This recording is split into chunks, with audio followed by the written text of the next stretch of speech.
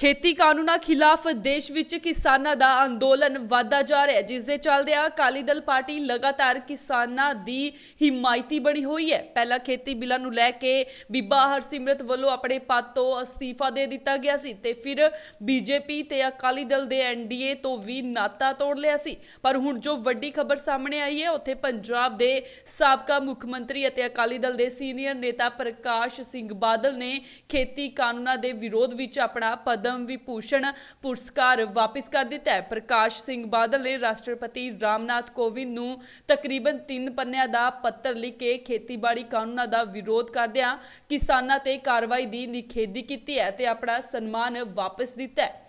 अपने पदम विभूषण नूं वापस करदिआं पंजाब दे साबका मुख मंत्री प्रकाश सिंह बादल ने लिखा है कि मैं इन्ना गरीब हाँ कि मेरे कोल किसानां लई कुर्बान करन लई होर कुछ नहीं है। मैं जो भी हाँ किसानां करके हाँ। असीं अजिही स्थिति विच जेकर किसानां दा अपमान हुंदा है तां किसी किस्म दा सत्कार रखण दा कोई फायदा नहीं है।